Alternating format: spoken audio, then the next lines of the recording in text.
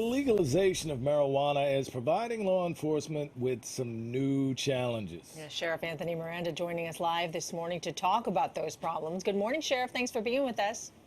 Good morning. It's a pleasure being here.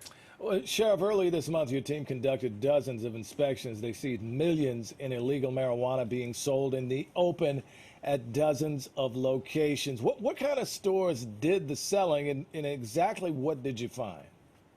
Well, there are a number of brick and mortar stores as well as bodegas. So they range in sizes and they range in their capacity as well.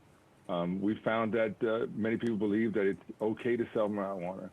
And again, the clear message is no sale of marijuana is legal right now in New York City. None of it. So what we caution the community is that it's all illegal and it's unregulated. So it presents certain health hazards to the community, and we want to make sure that message gets out.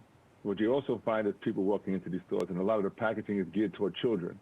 These are things that are not allowed in the industry and should not be allowed now, even though they believe that they're operating legally. So we've been summoning them and seizing their property right now. So what's going to happen then to those stores once it does become legal to sell marijuana in stores? Okay, so I think enforcement is going to continue with a combination of agencies working together, from DCWP to NYPD and OCM as well, all working collectively to be able to have enforcement. And these people who are operating now illegally are going to jeopardize their opportunity to possibly obtain legal licenses to be able to participate in the market legally.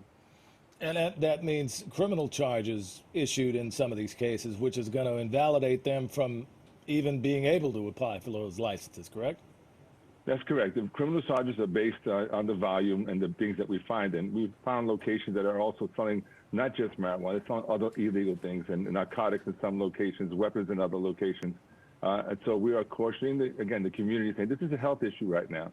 And we are encouraging them to comply with the law, right? Right now, they have the opportunity to go online, find the rules and regulations, and try to comply with the law and apply the way everybody else is. But these stores that are currently operating are illegal entities operating in all of our communities. And I think everybody is up in arms at this point.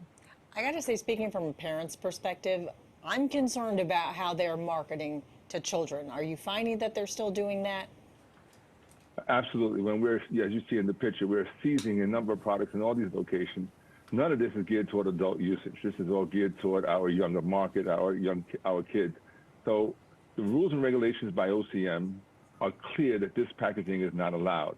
So what they're engaging is knowingly operating outside the law and knowingly selling cannabis illegally. So again, we are cautioning parents, please be careful with stores they're going into. If anybody has information about stores that are selling these and marketing these to children, please share it with the police department, share it with the sheriff's office as well. And we're going to go out and do enforcement to make sure that we stop them from taking advantage of our communities and catering to our children. Yeah, you may have answered the next question. I mean, how did you choose those stores to look into? Was it based on some of the information that you were getting from the public?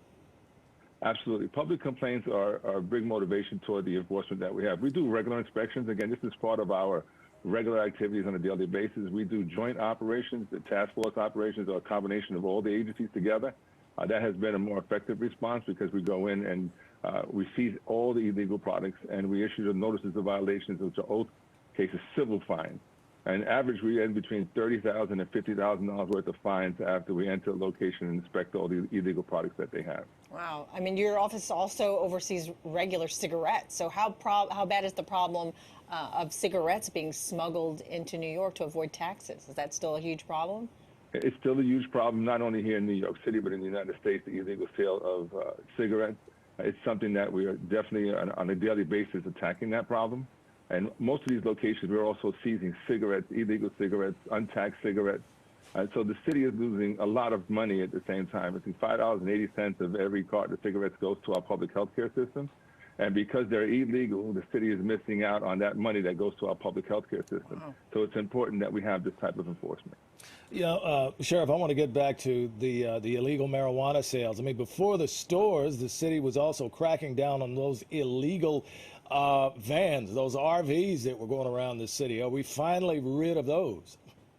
They're still around. We're seizing those vehicles as well. We're inventorying it and taking all the property that's on them. We have made some settlements. The city has made some settlements in banning those vehicles from New York City once we seize them. So they're signing agreements not to bring those cars back into New York City unregistered. They have to register those like regular businesses. And if they're not illegally registered or registered outside of New York or being parked illegally in the street, we will summons and tow those vehicles. Yeah, I might as well, say it to people who need to hear it. But, people have lobbied for this for a long time to make it legal to sell recreational marijuana. If we're going to do it, we might as well do it right. Yeah, again, this is the program. It's not. They should comply with the law. If we fought so long to have a legal business and to be able to do this correctly, then the push is to make sure that they are in compliance. It's not necessary to arrest them. If they're unaware of the law, we want to educate them. But if they are going to continue to operate outside of the law, we're going to have strict enforcement. A tough job ahead. Yeah. Thank you. New York City Sheriff Anthony Miranda, we appreciate your time this morning. Thank you so much. It was a pleasure being with you. All right, happy Good to see you, holidays sir. to you.